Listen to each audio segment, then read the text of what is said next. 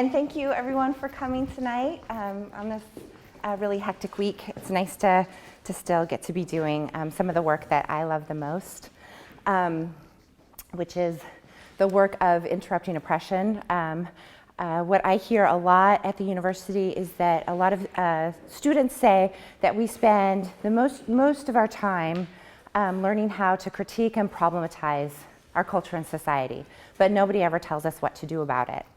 And I recently heard that one of the students considers this work of interrupting oppression the antidote to that kind of ailment of just problematizing.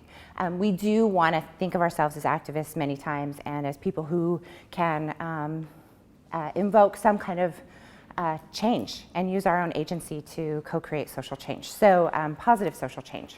So that's what this work is about.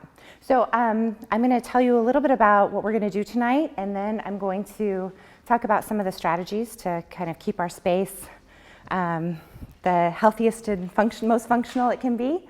And then I'll be asking some questions of our participants and of these participants and then of these participants, and we'll keep moving back and forth. So I appreciate you showing up, and I'm excited to be in this with you. Okay, so tonight is super exciting because it is about the antidote. So what we're going to do is talk about some practical skills and strategies for interrupting. When I talk about interruptions, I don't necessarily mean when someone's talking and someone else talks over them. What I'm talking about is interrupting in thinking, also an interruption in the dominant paradigm. So I like to think that we all have the ability to have consciousness around what's happening in these systems, and we have the ability to make a difference in the ways that we talk to each other about it. So that's what this is about. So what is an interruption? An interruption is an opportunity to have a dialogue about the experience of oppression in our lives. So that's kind of the definition that I've found the most useful in this work. The other thing I want to say is that it is something that you've probably done before or you do regularly.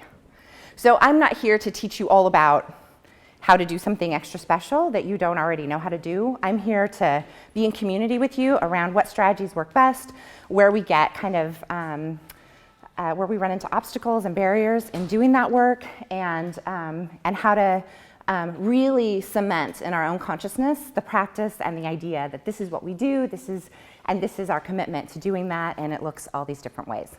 The other thing I want to say about interruptions, the way that I've conceived of them, is that it's all about consciousness and relationship. So that doesn't mean that every interruption has to be good and every interruption ends up in a positive relationship, but it is about relating to another person. So however that ends up is kind of something that we will consider as we create and craft our own techniques and styles, and we consider the kinds of outcomes we would like to draw forth in these kinds of conversations. So those are three things I like people to kind of know and understand.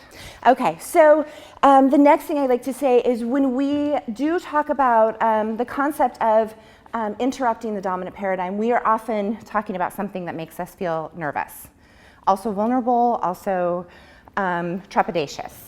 If we had a formula and a strategy that was already laid out before us, then we would just do it, and none of that would be true, and also oppression would be over. And I can't wait for that day, but we're not there yet. So until we're there, it's good for us to create some strategies to be successful together. So I have a little list of 6 items that I'd like to share, and I would like to also offer the floor for people who want to add things. Okay, so strategies for success. The first one is respect. So mutual respect. Just everybody came here to try to work on this together, and that's amazing. So we just want to keep coming at this in an as open way as we possibly can. Sometimes people ask me, why don't we say safe space here? And I actually never use safe space as a strategy because I feel like it's a setup. Some of us actually don't ever feel safe. for lots of ideas or lots of reasons based on identities that we occupy. So I don't want to set us up. I just want to strive for mutuality and respect as much as possible. The next one is to think well of each other. Oftentimes when we're talking about oppression, we're talking about our guts and humanity, and we can really get really upset. And if we can think well of each other, know that people only know what they know until they know something different, it will help us to breathe. It also works on the freeway. So just saying, if I get cut off, I'm like, okay, well, they're in a bigger hurry than I am. And then I feel a little less rageful. So okay, number 3 is listen and support. So if we can listen to each other all the way out, hear each other all the way out, and then try to support the other person, and we can, when we do our group work, that will help us go further as well. The next one is a lot, these previous ones are a lot easier with the 4th one in mind, I think, which is to be responsible for our intentions. So I know if I mean well or not. I know when I don't mean well. So I want to be responsible for that. And accountable for our actions. So sometimes I mean well, but my actions or the impact is not so great. And so that's a really good opportunity for me to accept some feedback and to change my actions the next time, and to say I'm sorry, and to say I'm going to do that differently next time. Oftentimes, really, really well-meaning people do things that that are hurtful without having known that that's what's happening. And because that happens, we want to provide opportunities for accountability in that, so that people can change and can grow, and we can build a collective that is interested in co-creating positive social change. Number 5, with that, oppression hurts everyone. So we need to recognize that oppression hurts everyone, and it's not a competition. Sometimes we get in the oppression Olympics, but that actually serves the dominant paradigm, which is divide and conquer. So then we're all fighting against each other, trying to have it recognized that our pains are worse than someone else's pains, and then we don't actually get anywhere. So if we just recognize it hurts everyone, okay, I'm going to validate that, and I'm going to validate my own, and we're going to keep being in this together, it will make a difference for us. And lastly is love. So I say this as someone who's a mushy human, who is completely and totally, utterly interested in love. But I also say this as an academician and as an activist who studies love, and I think of it as a strategy. It's a nonviolent strategy, it's a transformative strategy, and it's something that we can use to change the energy and the ideas around an oppressive dynamic. So I would say love yourself, love each other, and love your presenter.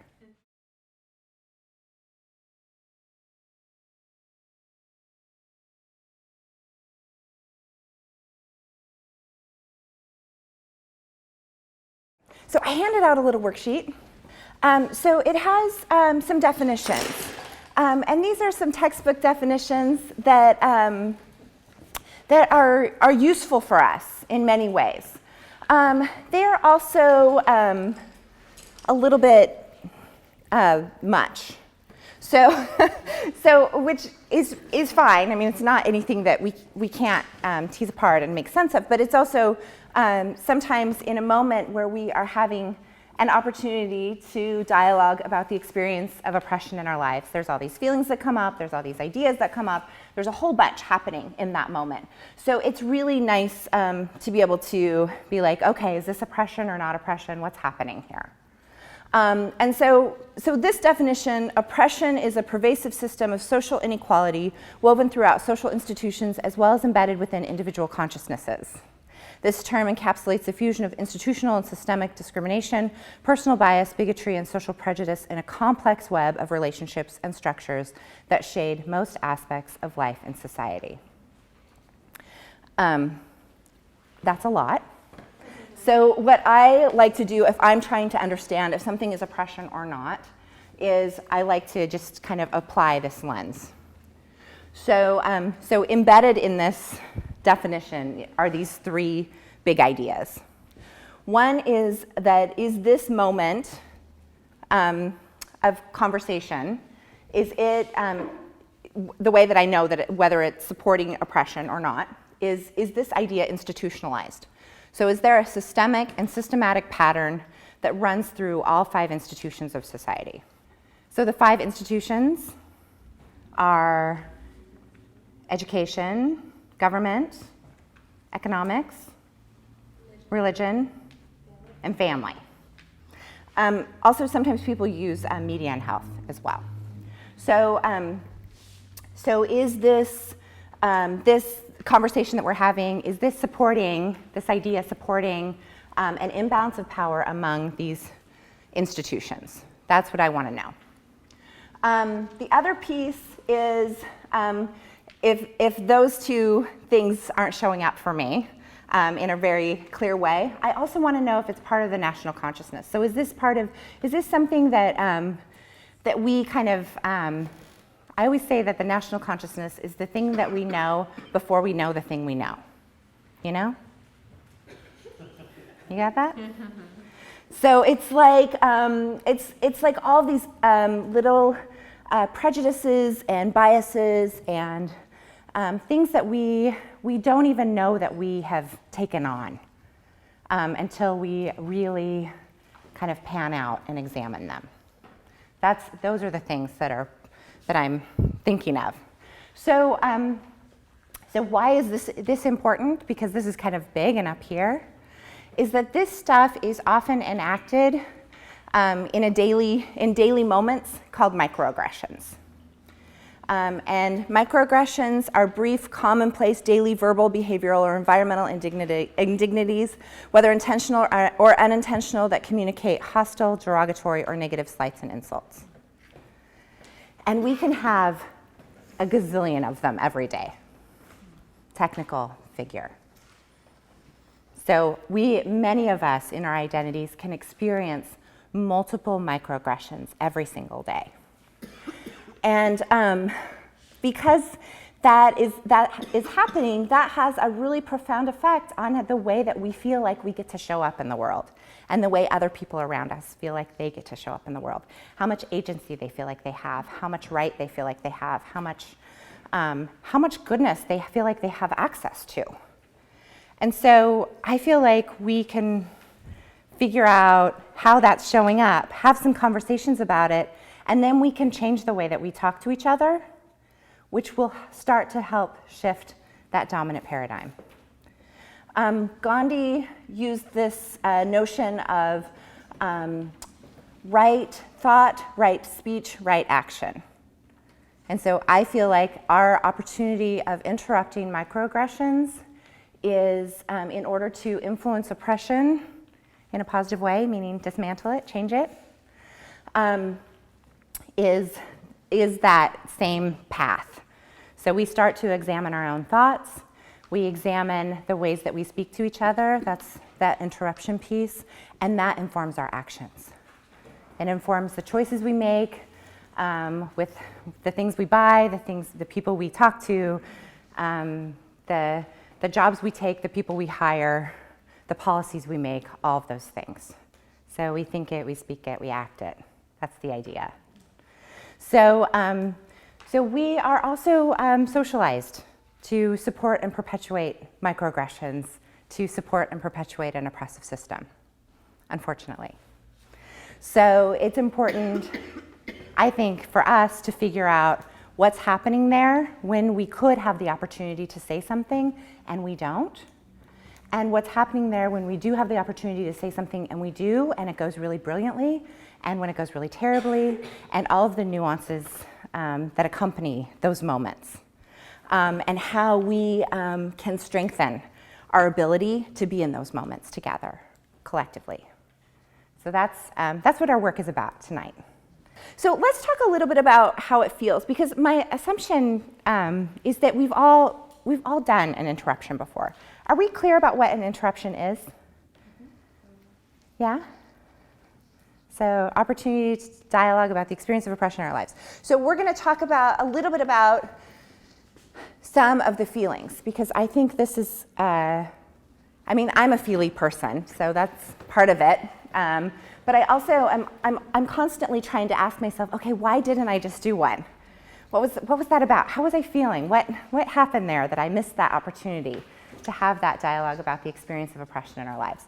So that's, so it's good for us to kind of interrogate our own experiences in that. So I'm just going to ask this group to give me 5 feelings that may come up. So how does it feel to be interrupted? So if you have said something that was oppressive, which the other thing I want to say is it's really good to have a compassionate lens in this, because we are steeped in oppression and we are all culpable. So we all have had opportunities to participate in a system where we have said things that support and promote a system of oppression. So, so it's good to consider what it would mean to be interrupted for ourselves. So, so how would it feel to be interrupted? Stasha? Grateful and guilty. Okay. It's like the double whammy feeling. Yeah. Can you flesh that out just a little bit for me? Yeah, I had a conversation with a friend the other day. I mean, it's the complexities of the internet, but I had said something and immediately he jumped on it and was like, have you thought about this, and this? And it was my immediate reaction, like, I'm just going to take it down and I'm going to be ashamed and I'm just going to put this over here and we're going to act like you didn't say that and then I'm going to go into my bubble. You know, but I didn't. I left it up and we actually had this whole dialogue, which, you know, ended up being really good because I was really glad that he called me out because it just hadn't been on my radar. Yeah. But there was that immediate, like, crap, that's not what I meant to say. Let me just eat it back up. Like, well, and one of the sweet things about understanding it and accepting an interruption with gratitude is that many times it is a gift. If someone feels close enough to us that they could have a real conversation with us about oppression and wants us to think about how they can enact this kind of work with us, then that's a really awesome present to receive. So, so I'm with you in the gratitude part. And that doesn't mean that we're not going to feel guilty and be like, oh, I tried to do this work and then here I am, foot in mouth. Mm-hmm. So, okay. Go ahead. Reminded and reconnected both come to mind, and they're about remembering where I am in relation to all of the other people in my global community as well as my local community, and reconnected with that complex network in a transactional way and being aware of what that connection means. Yeah, sure. Awesome. Okay. So long-time interrupters here. Yeah. Yeah. I think a couple that come to mind just from these are shameful. I think there's a difference between guilt and shame, and also overwhelmed when being interrupted. Like, oh, there's so much there. Yeah. Yeah. So do you want to talk about the difference between guilt and shame? Okay. Or do you want me to talk about My it? geekiness with Brené Brown. The way that I remember it, Brené Brown has a TED talk on shame and vulnerability, but the difference between guilt and the example that she used was I'm sorry I made a mistake versus I'm sorry I am a mistake. And so often operating in that understanding of like I am the mistake and internalizing it, which is another form of oppression. Yeah, and you know, when we get caught up in this moment of I am a mistake or I am bad, we often, it will often create an opportunity for us to continue colluding with the system. Because that's a kind of a monolithic space to occupy. There's no movement there. When we are in this space of I'm bad, then there's nothing that can be done. You're just bad. If I've done something bad and I can figure out how to rectify that, I can figure out how to do it differently next time, I can engage in some kind of reparations in some way, possibly. There's something that can be done. That's that guilt feeling sometimes. Or also accountability would be another feeling that could be considered in that. And not overwhelmed, just like, wow, that feels overwhelming. I was just trying to talk about my day, and then here I am getting interrupted. So it's like, whoa. So that definitely, I think they're all legitimate feelings, but I identify with that one as well. Any others that come up that you want to? Mindless is another one. Mindless? Like a lack of mindfulness. So I don't know. Okay. Yeah. Just like, oh wow, I let that foot in off moment. I really wasn't being mindful of my words. Yeah. So what are some other experiences that are out there? I think another really important one can be defensive. Defensive. Mm-hmm. I know for myself, like if I'm getting interrupted by somebody that I don't like already have that community with, like my immediate response is, like especially if it's someone that's never interrupted me before, I'm like, what do you mean? And then I have that moment of thought, but it's that immediate like jerk reaction of Absolutely. Absolutely. like I didn't say that. Like, what? Yeah. People, to me, are always more important than words.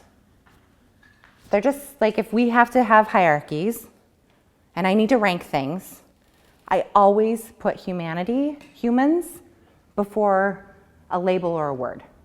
So if it means that whole groups of people will feel valued and validated if I remove this term, okay, perfect, done.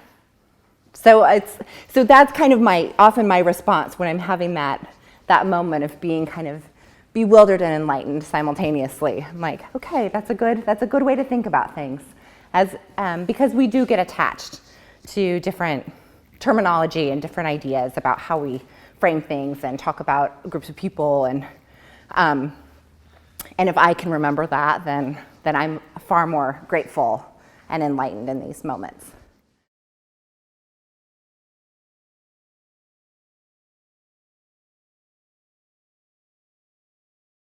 Let's talk about how it feels to interrupt. That's our other, so we've been talking about like how it feels to receive an interruption. There's a lot of feelings there. How does it feel to be interrupted? How does it feel to interrupt? Someone has already said uncomfortable and scary, which is so true. Risky. Risky. Do you want to say more about that, Frank? Sometimes I find that it was hard enough just getting into that space, let alone risking my ability to continue being in that space, or being othered, or something like that. Yeah. So if it's a moment when you're doing an interruption about perhaps an identity that you hold dear, or it's about, or you're just in your identity trying to have a conversation with someone that maybe isn't in your identity, it can feel risky. It can also feel risky if they are in your identity, but you feel close to them and you don't want to lose them. There's all kinds of potential risks associated with that moment. Yeah. Leah? Invigorating and intimate. I feel like both it brings all of this nervous, excited, scared, angry, whatever energy to the forefront and brings it to sort of a peak that gives me the wherewithal to go forward with having the conversation instead of letting that come out however else it would come out. Mm-hmm. And it also feels like I'm plunging into a more engaged and deeper relationship with whoever I'm talking to, be it the person on the bus next to me or my coworker or my family member. Yeah, absolutely. I mean, because it's the real stuff of our lives when we're talking about it in this way. And I often think about this opportunity to present this gift as a moment for us to become closer, because if we don't have that experience together, then I have potentially written the other person off as being as lacking the capacity to receive an interruption. So I've made my own elitist judgment about whether or not the other person can hear me. That's a possibility. And the other thing is that sometimes I will interpret my own opportunity to interrupt as the moment where there is a transgression, negating the fact that the transgression has already occurred if there is something that needs to be interrupted. That's the initial point of transgression. So if I just write that moment of interrupting off, then I'm saying they can't handle it. I'm also kind of neglecting my own compassion for my own self, my own commitment to social justice, my own commitment to the people I love, in my own commitment to my own empowerment and my own identity, all of those different places. So there's a lot going on there in terms of it being an opportunity for a gift and an intimate moment. Danielle, you had something too. I think sometimes it can be messy. Messy. And sometimes, hopefully more often than not, heartfelt. That's my hope too. Nerve-wracking and invigorating. I'm kind of a nervous person just in general, and so I think a lot of when I go into interruptions, it's like the kind of that like bubble up effect, and so pretty much until it's over, like I'm just like have all this nervous energy going into it. Yeah, totally. And then there's like almost like the high of interrupting, like that invigorating. Yeah, and there's this idea of like, oh my gosh, and there's been moments when I haven't been perfect in this work. And so they're going to bring back all those moments because they're going to remember, and then they're going to call me a hypocrite, and it's going to be this really embarrassing thing, and it's this whole thing. I hear that a lot. I think it varies from person to person based on a whole bunch of factors. What identities we occupy, so what our social location is, our race, class, gender, sexuality, ability, all of those things have an impact on how much comfort we have in doing interruptions. So all that stuff, whether or not we identify as an introvert or an extrovert, those elements also come into play. And I want to say that there are particular ways that I talk about doing interruptions a great deal because they're ways that I'm familiar with because I've been really committed to doing this work for the last 15 years. And I've done at least one interruption a day for the last 15 years. So I've done thousands of interruptions, thousands of them. Many times it's with myself, because we're steeped in this system and it builds compassion and empathy. But I've done thousands of them. And so I have particular methodologies that are really effective for me. But I'm also a particular kind of person in a particular kind of way at a particular kind of time. So I want to say that I will give ideas and examples that work really well for me, but they work really well for me. And I'm happy to share that stuff. But I also want to say that this is about cultivating your own consciousness around your own practice and really starting to figure out what are the barriers that are showing up for me. I mean, these moments of like, I'm noticing that I can interrupt strangers, but I can't interrupt my favorite people. So what's that about? And, and kind of asking ourselves those questions, doing a little writing, having real dialogue with our community before something even happens. Like, hey, I went to this workshop. Isn't this interesting? I want you, going home and saying to your partners or to your children, I really want you to interrupt me. I'm committed to this. I want you to interrupt me, and I'm curious if that's okay for me to do with you. How do we want to engage in this? And so that we all begin to build our own kind of momentum toward this energy in this work. It can be a real moment of relief to be able to have that interaction where we're, this thing has been happening over and over and over again, and then here I have this opportunity to say it in this way. And then I get to be heard and felt and known in this way. And then we get to be closer. And they get to say, oh my gosh, I really want to be respectful. I really want that with you. So and I have my own, best friends in the world who they're like, they call me and they're like, so I heard this thing, is that interruptible? What do we do with that? And so we're all kind of engaged in this, in this practice together where we're just kind of, it's about curiosity, building our own consciousness around our commitment to social justice, and also being in relationship. Because not any one of us has all the answers. That's, we really need all of us to kind of engage in these dialogues and build a consciousness around how to relate to each other in this way.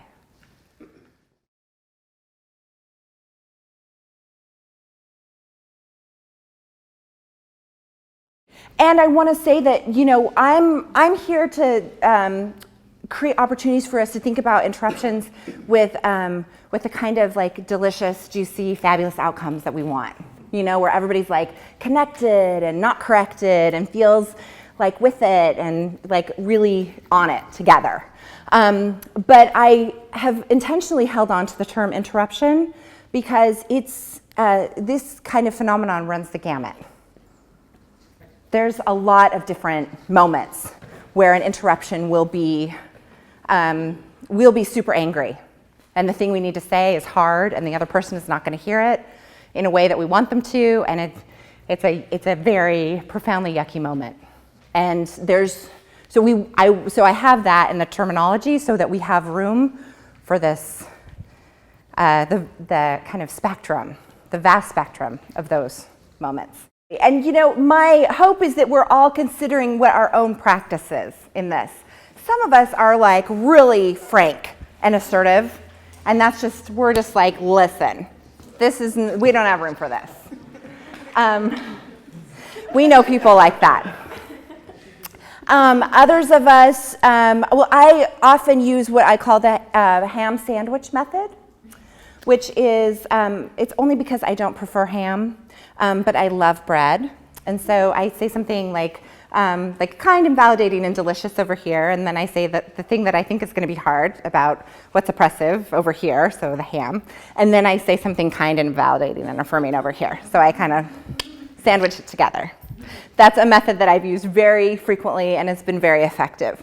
But there's all kinds of ways. Some of them are, real demonstrative and really loud, and some of them are quiet. Some of them are in a note or an email. Some of them are over Facebook. I mean, there's a million different ways. As many people as there are methods for interruptions. So my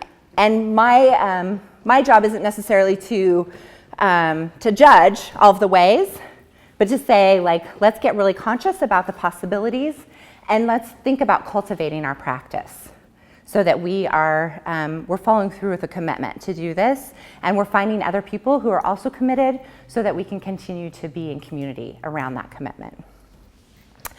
So a lot of this part too is about looking, when we think about the feelings that are showing up, is to kind of help us understand that we have a lot of barriers to interrupt. I mean, there are multiple barriers in multiple ways, and the feelings that we're having are also often barriers to doing this work. And so having an understanding of kind of the assumption that we're making about the other person's feelings, a recognition of our own feelings, and sometimes an articulation of our own feelings will help us to be able to build our practice a little more deeply. And also, I think, a little more authentically. I mean, there have definitely been moments when I've said, I feel kind of freaked out about talking about this, but I just really have to. When I do an interruption 3 weeks after the fact with, someone that I feel really close to, maybe a new person I'm dating or something like that, and I'm like, oh, I don't know how they're going to take it. This is going to be so weird. And then we have that conversation, and then it ends up being something, they know how I'm feeling, and so they're like, okay, well, I recognize that this is a hard thing for them to say, so I'll at least hear that part, and then we'll see where we go from there. And that makes a difference. So when we kind of are paying attention to some of the feelings, we can get really conscious about why we don't and why we do, which is the next thing we're going to talk about really quickly. Okay, so let's do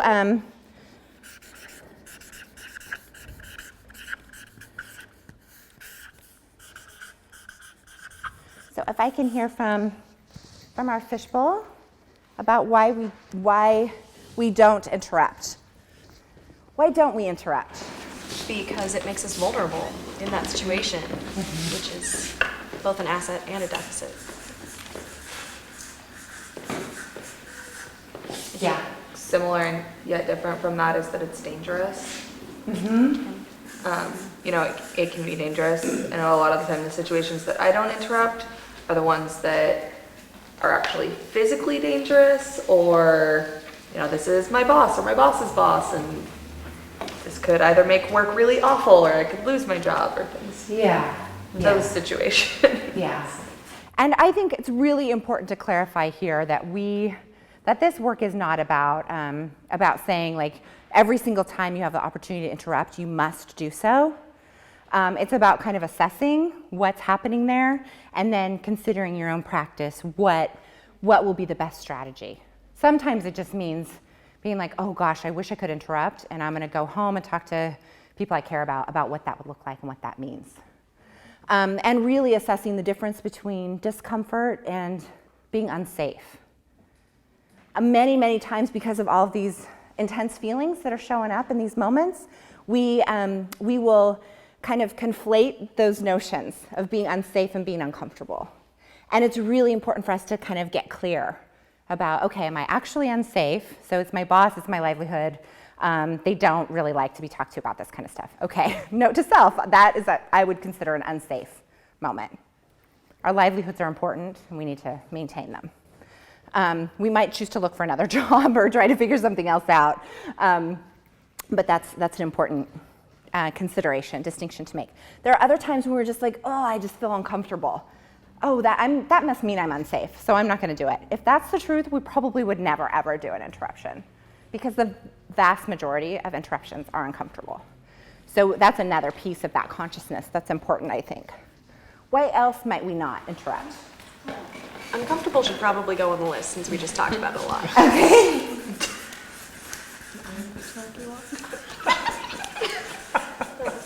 Yeah, and it's not really very fun to be uncomfortable, usually, right?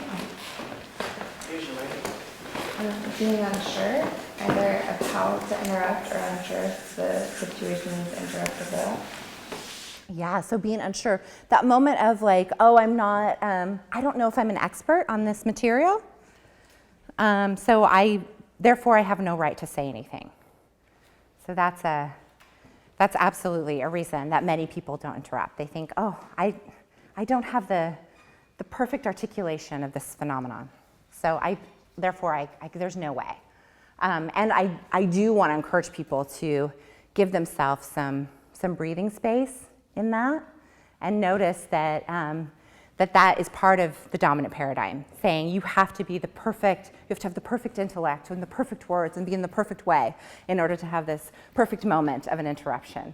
And I think it's very, very important that we remove ourselves from that moment. This is a why and a why not, but because you love them. Because So why wouldn't you if you love them? you don't want to lose them.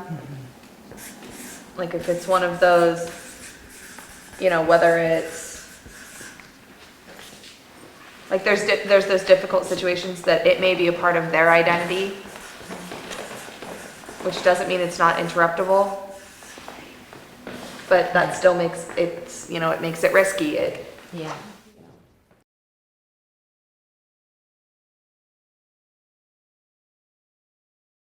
So I just want to say that many of the things that we kind of came up with in terms of why we don't are fear-based. So and fear is a reasonable emotion and feeling. And many of the reasons that we came up with for the why are based in love. And so when I do think about that core value of how I want to operate in the world and how I want to make my decisions and what I'd like to do and what I would like it to be like for me, I think, am I going to operate from love or fear today? Sometimes I pick fear. Sometimes I'm really tired and things feel really hard, and that feels like a reasonable choice. So this is not a judgment as much as it's a consciousness. So I have to say, okay, where am I coming from? How do I want to operate? And many times when I am operating from a place of love, I'm able to give that gift in a way that feels meaningful and compelling, and we feel connected instead of corrected in our interruption work. Connected, not corrected, comes from one of my favorite colleagues, Malia. The other thing that comes from one of my favorite colleagues, Jennifer, who's not here tonight, is that an interruption is like an invitation to a social justice party. All you have to do is RSVP. And I love that. Because it is an opportunity to be connected and to think about how we can keep a momentum and an energy around what other new things can we learn? What else can we get curious about? What else could we do to change our practices, to change the language we use, to change the ways that these things are affecting us in these profound ways? So the next thing I'd like us to do is I'm going to go over just a few strategies that I think are useful when I do interruptions, which is on the worksheet, and then we're going to take some time to practice together. So I think that's probably what most of us came for. So on the sheet that says Interruptions 101, there are many skills. I'm just going to go over the first little section that I think are pretty useful and tell you about why, and then we'll start talking about our practice. So when I am about to engage in dialogue or conversation about the experience of oppression in our lives, these are the things that I'm considering. One, do I think well of the other person? Sometimes I interrupt for them, sometimes I interrupt for me, sometimes I interrupt for both of us, but some consciousness around that can be really useful. So if I think, we're all steeped in this, and I give them a little grace, and then I'm able to have a conversation, my conversation usually goes a little better than if I'm just furious. There's room for rage in this work, though. Sometimes we're furious. So that's an important thing to consider. I also am always thinking about the outcome. So sometimes I want the person to hear what I have to say and be done, because I don't actually want to connect with them. So that's a relationship, but I'm hoping it's real short term. Other times, I'm hoping that this is a stepping stone, I'm part of the solution, we're in connection, we're really going to keep talking about this for a long time. So how I think about them and that outcome matters.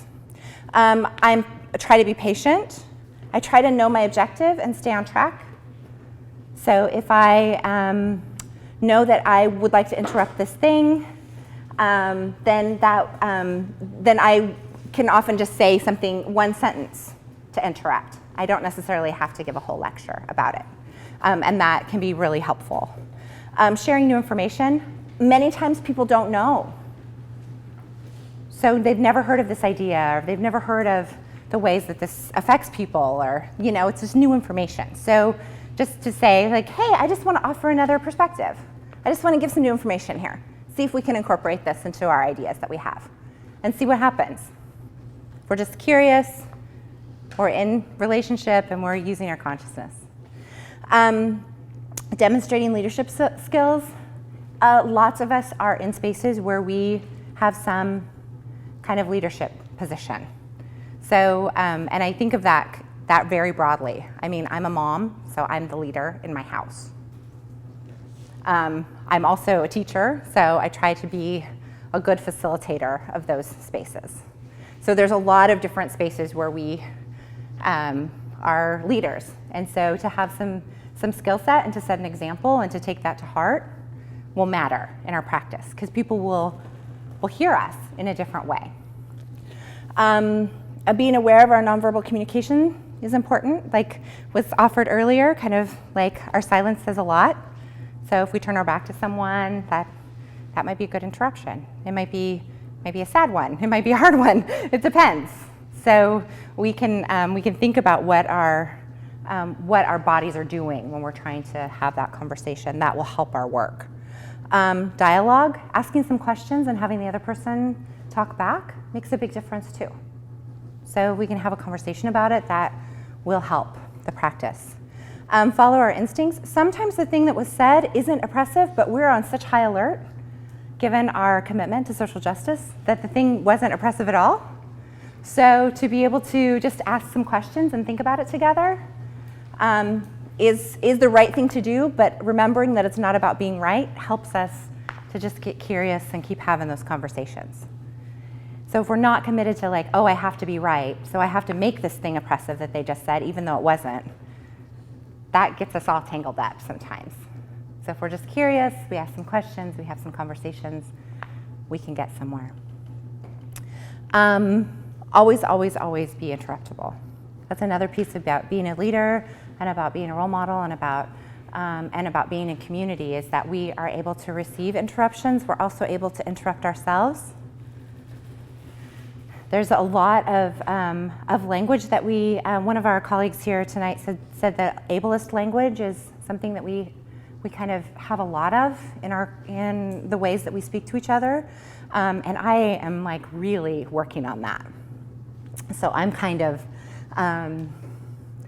getting tangled up in my language a great deal, because a lot of the words that I use are super active. And so I'm constantly trying to consider how everyone could be included in the language that I use. So I'm interrupting in my head, I'm interrupting other people, and I'm receiving those interruptions. And it makes a really big difference in our own practice if we're able to receive those openly.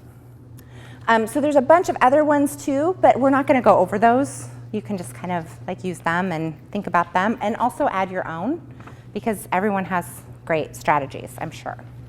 The next thing I'd like us to do, and we'll do this in this group, and then I also like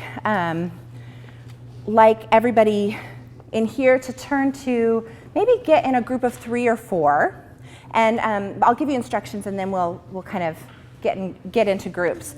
But there are some scenarios. Some of them are just little things that people say that are seemingly innocuous but perpetuate and support microaggressions or oppressive language. There are other things that people say that are pretty blatant, and are all things. These are all things that I've personally interrupted. So so I have a lot of practice, and I'm sure that there are many more things that you could probably add to the list of things to interrupt. So I would like people to get into little groups and breathe, and also practice interrupting. So just kind of one of you will say the thing, and then the other of you will interrupt. So find some that feel interesting, compelling, something that you would like to work with. I can hear it hurting your guts all the way over here. Oh, I guess Rihanna does like the way it hurts. She's back with Chris Brown. So what do you mean? I don't think anybody likes to be hurt. Right, but I get that was like a clever joke, but what do you actually mean? well, thank you. Well, I mean, she's back with him. She's choosing to go back to him. She's Rihanna. She's famous. She's got money. She can go wherever she wants. Okay. So, what do you know about the psychology of like domestic violence situations? How much work have you done in anti-interpersonal violence communities? How much work am I doing? Or how much research have you? What do you know about that kind of situation? I guess not a lot. Cool. Do you wanna talk about that for a little while? Because that's something that's really close to my heart and personal experience for me. And it's not as straightforward as I think it looks in the newspaper. So maybe having some personal experience, or examples of personal experiences, or like real talk, real people's stories would help you kind of understand where she's coming from. Maybe that could be. Would that be okay? Maybe? I guess so. Okay. All right. Cool.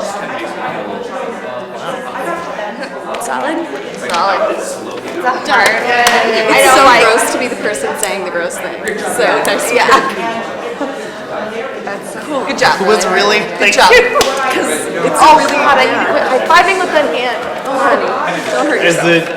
No, like, got a half sleep today, so my entire arm just hates me. You don't want to touch it.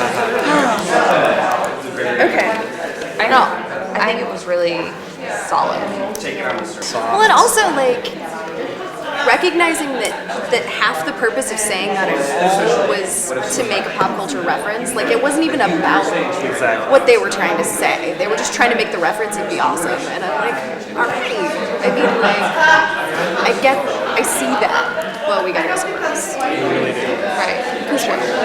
Well, and I like that you invited him into understanding more about it. But at first, I was also like, with the like, well, what do you know? It seemed a little like intense in the interruption. But it like the way the place you took it to, I really liked. Because I know that sometimes when it's like, oh, well, what do you know about that? Can also be like off-putting. Totally. And it comes off as elitist if it's not done like, yeah. But well done. I like didn't even want to touch that one.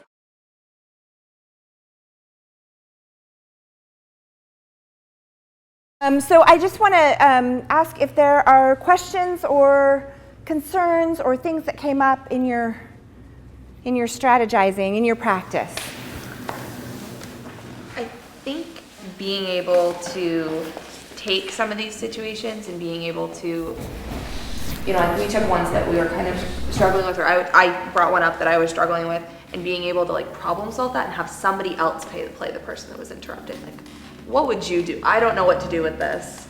What would you do with this? And like opening it up to our group and getting to kind of have everybody's input on that was really beneficial. Absolutely. Absolutely. And, you know, this is about, you know, taking these moments and saying, you know, because oppression is systemic and systematic, we have these moments that happen, these microaggressions happen over and over and over again. So it behooves us to look at what's possible in this work and think together strategically about what kinds of things we might say, how we might, what kinds of scenarios might develop, how we might talk about the things we want to talk about, so that when this happens, which it will happen, we feel a little more prepared. We're like, okay, like for me, because I've been doing this for a little while, I go, okay, I'm about to do an interruption. And I think that in my head, and I wiggle my toes in my shoes, so I say, okay, I'm grounded, and I'm gonna have this moment. Here we go. And that helps me to kind of like think about what all of the layers are in my own practice. Because in order to get good at anything, we have to practice. And we kind of just hope that this will never happen, but we know that it does all the time. So why not just have it be a reality before us and own that that's true, and then think about where our agency might come into play, where we might be able to actually do some good with this stuff. And then that possibilizing and that practicing gives us the opportunity to be in this in a more intentional way. I think that this was really helpful because there's so much emotionality connected to this work and this engagement with other people, because it is like social interaction. And so it was really helpful to have sort of the emotional potential run over explosion in a controlled environment, like practice. I don't know. Yeah. Literal practice bubbles. Yeah. But then also with going along with the minimizing discussion, what I found really helpful in one of the interruptions we did as a group was reminding the person I was interrupting that they brought whatever community we're talking about into the discussion, and that I'm not inserting them there. That was already there. That's a great strategy. Yeah. Great strategy.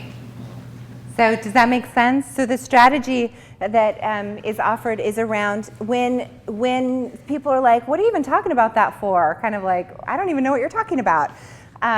You could say, well, you do know what I'm talking about because you actually brought this idea up. So I'm just commenting on the idea that was offered. So it didn't come from nowhere. It came from somewhere because you just offered it. So now I'm offering something in return.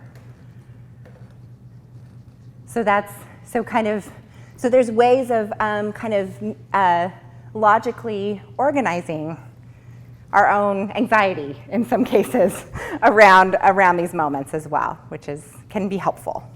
I just want to thank you for being here and being a part of this experience, and say, keep practicing. And my email is listed on the sheet, so if you want to talk about ideas, I'm not the best at email, but I'm trying. I know, it's been years. I keep saying that, I don't know. But I'm also on the PSU website with a phone number, so that's another place if you feel like you are trying to figure this out and want to have a little more dialogue about these constructs. And I just want to say thank you for being in this with us. And have a great night. Have a great week.